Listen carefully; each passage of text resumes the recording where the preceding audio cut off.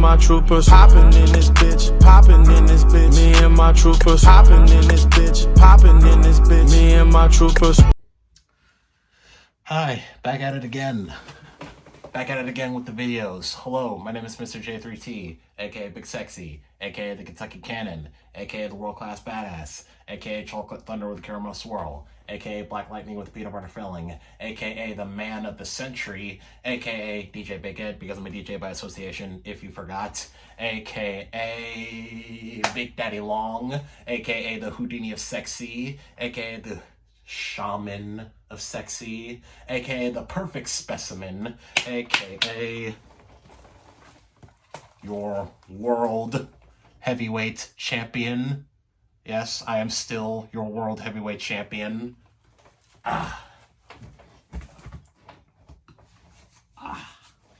And today, we're going to be talking about The Boys presents Diabolical.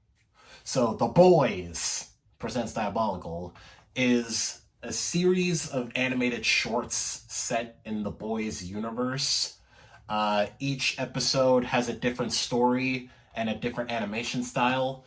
Think of Love, Death, and Robots. For any of you that remember Love, Death, and Robots, it's like that. Just an anthology series telling different stories in the Boys universe with different animation styles. So, I think they released this little short anthology series to build up hype for The Boys Season 3 that's coming out in like June.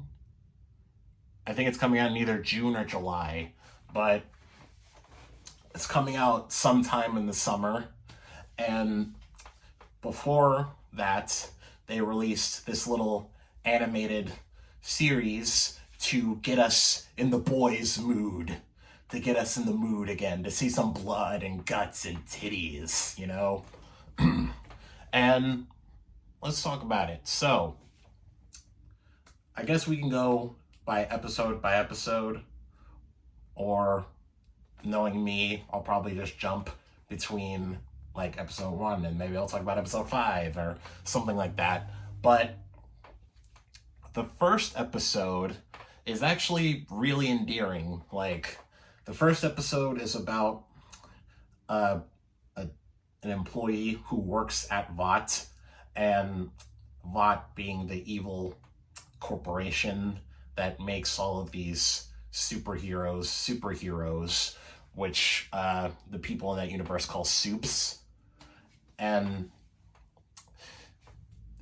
it's about this employee who works at Vought, and he is in charge of this baby that has laser vision powers, heat vision powers, and it's his job to basically assess her progress.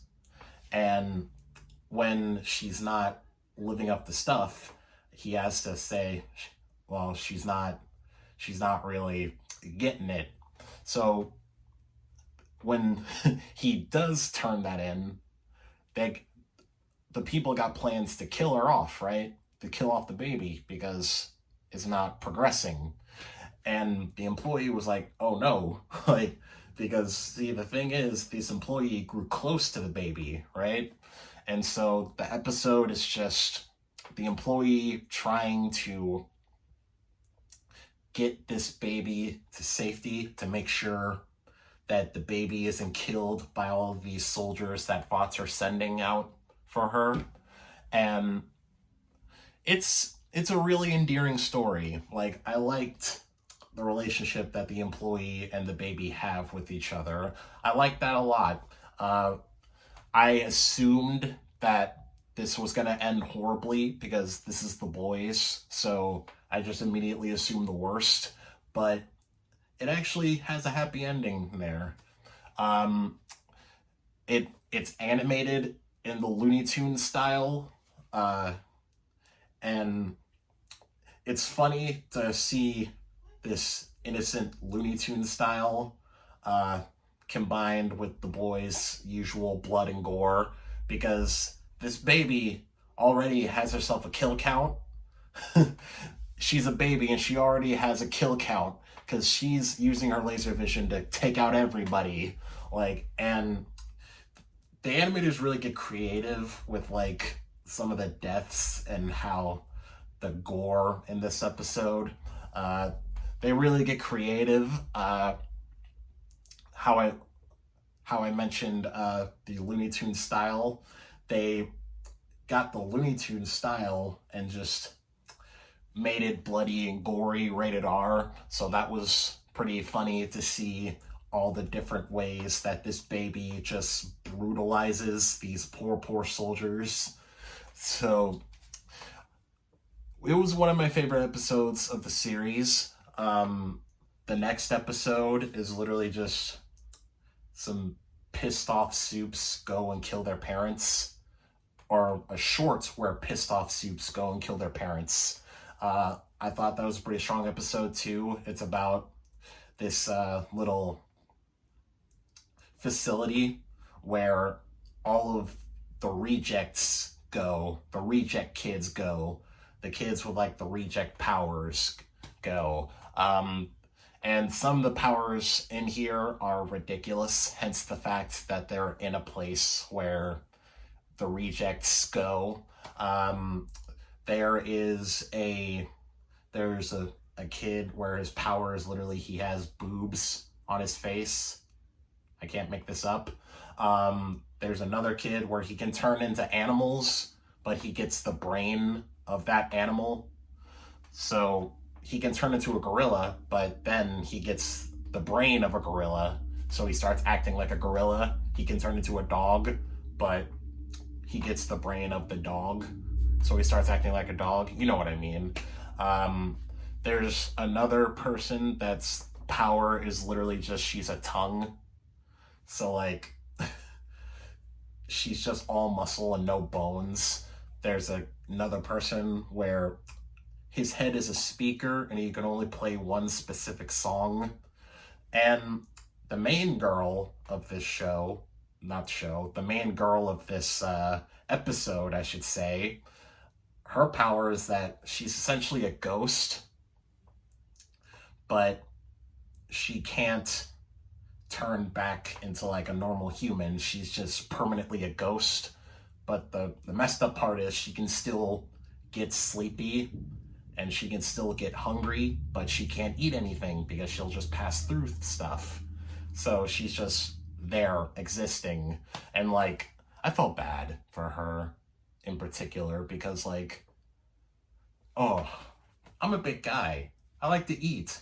So not being able to eat but still feeling hungry sounds like torture.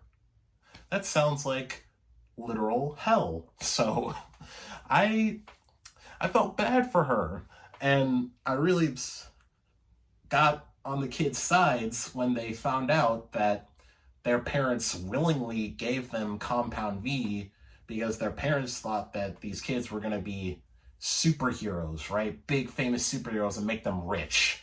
But once they found out that these powers were shit, more on shit later. But once the parents find out that these kids' powers are shit, they just toss them aside like garbage. So the kids go out and kill their parents in gruesome ways. And I was really rooting for the kids. You know, I was rooting for them. And of course, the deaths of the parents are bloody and pretty satisfying too. In particular, the main girl, since she can't kill her parents herself because, you know, she's a ghost, she has one of the kids help her out. The kid's power is basically he can move in very slow motion, and she just sort of flows into him and grabs the knife and just slowly kills her pops. So in the end, she did do it.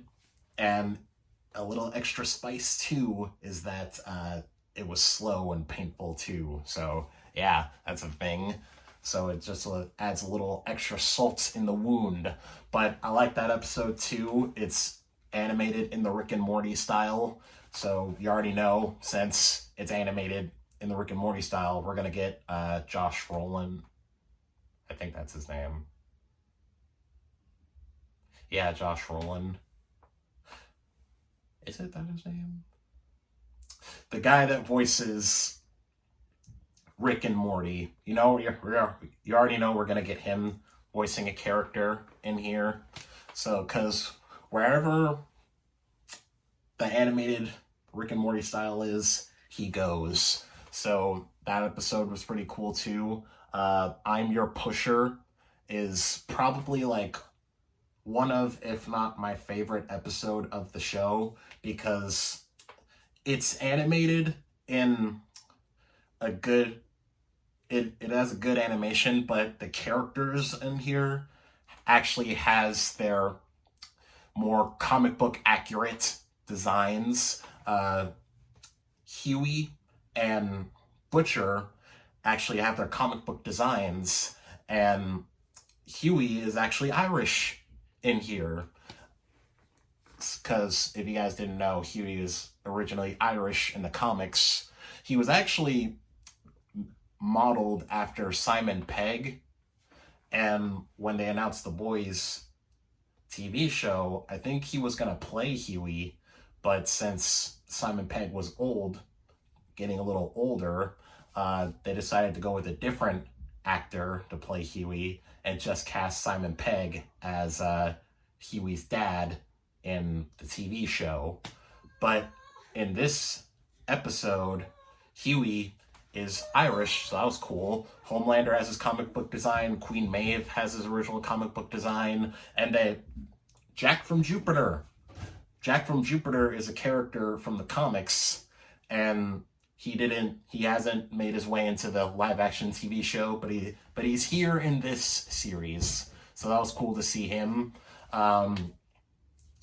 This episode follows a drug dealer as he gets basically forced by Butcher to inject a little extra something something in this one soup's drugs, and hell breaks loose. So I liked this episode too because of the more comic book accurate designs. I also liked the gore in this one. The gore is pretty cool too. Not cool. That sounds so messed up. Not cool, but disgusting, but in a watchable way. Disgusting that like you can't look away. So this episode was probably like one of, if not my favorite episode. But there's another episode and another episode after that I also really like. So we'll get to those later. Now, this episode called BFFs.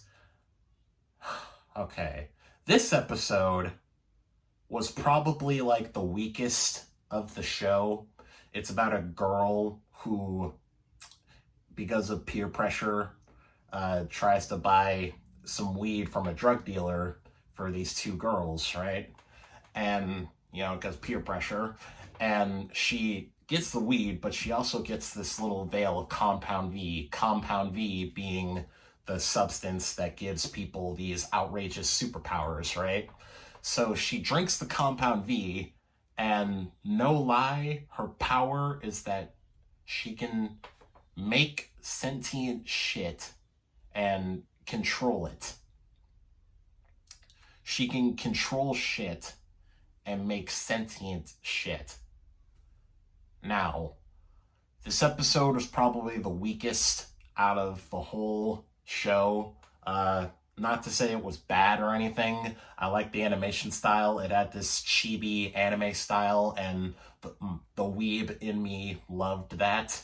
But yeah, it's just, it wasn't bad, but it wasn't necessarily good either. I didn't really like any of the jokes. The whole episode was literally just a 13-minute long shit joke, and I didn't really like that.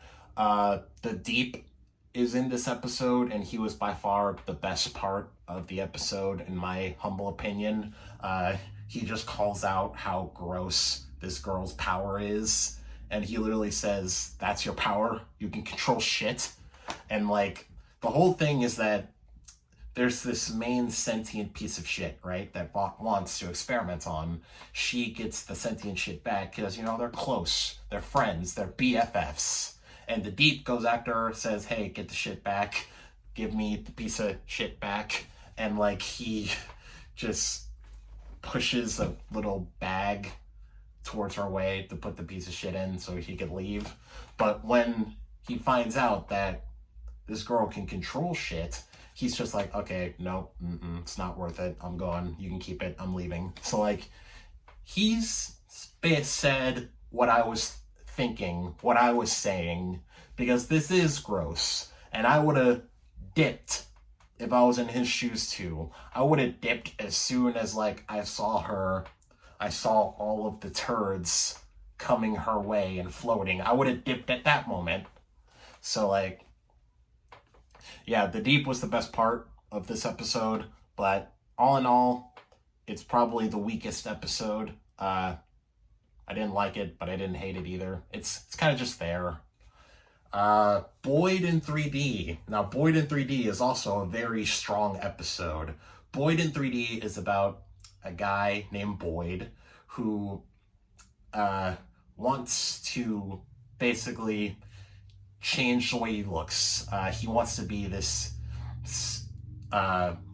what he wants to be in his mind, you know, and he goes to Vought to do this experimental face cream, right?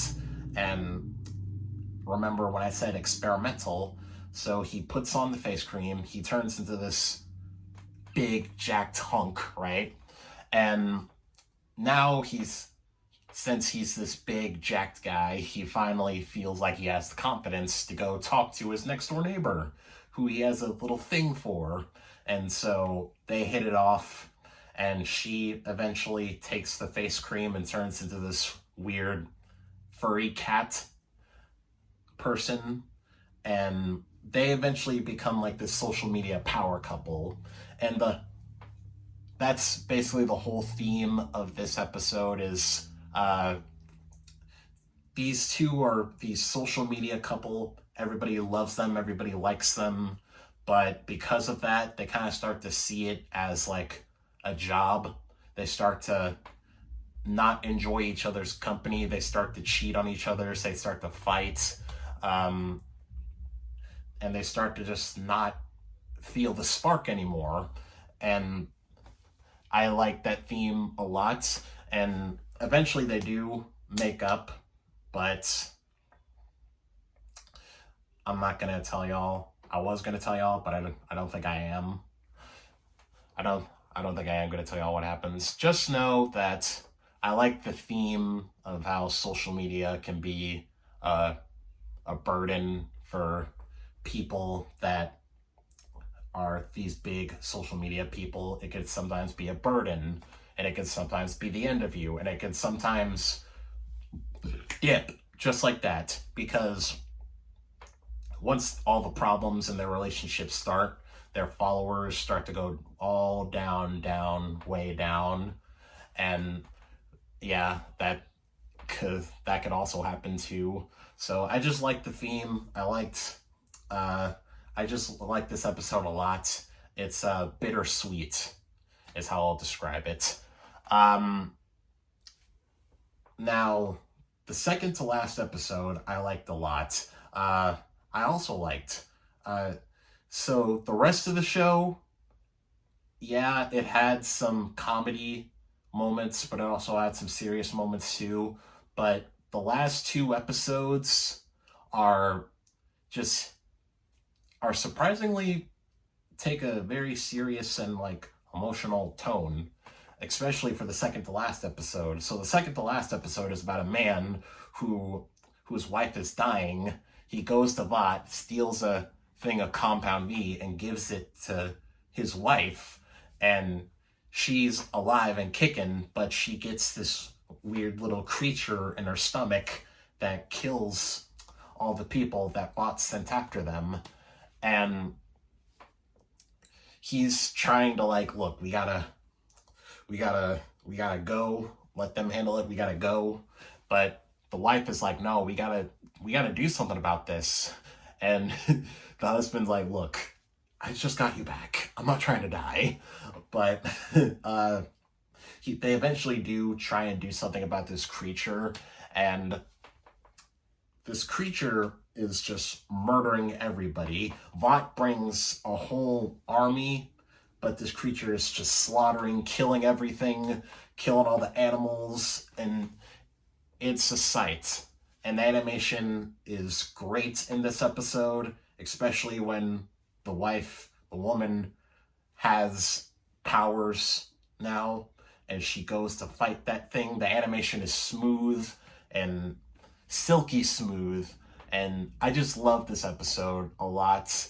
I liked the old couple and how this man was willing to do anything to like get his wife back, and how his wife is kind of on the moral high ground trying to stay and take care of this creature. And that was I like that a lot. So the second to last episode, another one of my favorites of the series.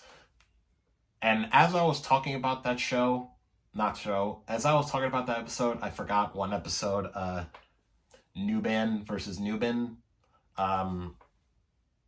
It's basically like this soup couple who is going through marital problems, and their daughter brings in their friend so they can fight and remember that they love each other. I like that episode too. I like the girl. I like the daughter in this one. I thought she was pretty cool. She was pretty clever and sassy. I liked her. I liked, I call him Fist Man because he has these little hammers, fists for hands. And like, I liked him too. The couple, I like the fact that even though they're like these soups and they can be dicks, they do care about their daughter, so that was cool too. It was a solid episode. Not my most favorite, but you know, I still liked it. It wasn't my favorite though, so yeah, it was a solid episode. But the last episode, 1 + 1 = 2, that they saved possibly the best episode for last. So this episode follows Homelander as a young Homelander, right when he's first getting started as Homelander. And when we first see this young Homelander, all is this huge press conference, and like people are taking pictures. And as he's doing his speech of why he joined Vought and how his fake backstory, we get flashes of Homelander when he was a child, and Vought basically experimenting on him. And we get flashes of his childhood a lot in this episode. And the thing that caught me by surprise is that Homelander is on a mission, right? He's basically in a hostage situation, trying to save these hostages from these people who are claiming to help people save lives or whatever, save lives by kidnapping the employees, you know, the usual. And Homelander goes in because the whole theme of the episode is that he thinks that Black Noir is trying to like basically he basically thinks that Black Noir is against him, right? He thinks that Black Noir is preying on his downfall, and when the guy in his earpiece says you gotta wait 14 minutes so Black Noir can show up and help you out, Homelander is like, nah, I'm not gonna have that dude come here and help me. So he goes in to try and save people. And it was crazy to see that Homelander actually does try and be a proper superhero. He's going about it wrong, but he's got the spirit. He's a little confused, but he has the spirit. He wraps this metal pole around this one woman's chest, and she's like, dude, I can't breathe. And Homelander's just deadpans, you'll be fine. And she's like, you wrapped the metal bar around my chest. What is wrong with you? Like, he does the stereotypical superhero things that superheroes do in comics. You would see Superman do. He wraps a metal bar around this woman's chest, and the woman is like saying she can't breathe because, you know, there's a metal bar around her chest. A guy runs into Homelander and he breaks his nose because that would happen. Like, Homelander is basically Superman, and if you ran into Superman full force, that would be like running into a brick wall. So, you know, it was kind of expected that something would break on that dude. And Homelander did a little better. He tied him up with some rope. He didn't wrap a bar around him. So he learned a little bit. That lady, though, I guess fuck her, because she's still wrapped, the bar is still wrapped around her, so I guess she's just, the air is just slowly getting sucked out of her, so fuck her, I guess. He goes to where the hostages are, and he's doing all the superhero things. He's actually trying to solve this peacefully, but of course things go wrong. He heats up a gun that he just destroyed, and the gun obviously explodes because, you know, when you heat up a gun, you know, heating up bullets is not a good idea. So it explodes, kills one of the hostages, and takes out the guy's hand. And this one black woman, the instigator that she is constantly yelling insults at him. You effing fascist, you dumb F. Like, she's just constantly just instigating him. And Homelander's like shocked at what he did. He's trying to tell them to calm down, and like she's just constantly yelling all this abuse at him, and he eventually just snaps and just tells her to shut up, grabs her by the mouth, and just rips out her jaw. And the other hostage lady isn't helping either, because she's saying, you're a monster, you killed them. And like, that's when Homelander just snaps. He kills all of them brutally, the hostages and the kidnappers. He kills all of them brutally, while we get flashes of his childhood being experimented. And Homelander is actually like, I wouldn't say he feels bad, but he feels shocked at what he did. He's like, oh no. And it makes things worse that Black Noir shows up, and Homelander thinks Black Noir is gonna snitch on him. And so then Homelander tries to take out Black Noir. But at the end of the episode, Black Noir says, look, I'm on your side, right? And he basically teaches Homelander how to cover up situations. So I like this episode too. This and Boyd in 3D, second to last episode, and I'm Your Pusher are like my favorite episodes of this show. But the last episode I liked a lot. I like that we get to see a little bit of Homelander's past, and it really helped to humanize Homelander a little bit. That he was actually trying to be a proper superhero. And you could tell that if he just had a little bit of training, and if he was actually treated like a person instead of an experiment, he probably wouldn't be the sociopathic asshole that he is now. So, yeah, if he just had a little bit of love and care, a little bit of TLC, a little bit of tender love and care, and maybe a little bit of training, he would actually be a proper superhero. But alas, he's not. He didn't get training. He didn't get a little tender love and care, and therefore he's a sociopathic asshole. So I like that episode a lot. All in all, I think this is a good little animated series. I liked almost all of the episodes. Each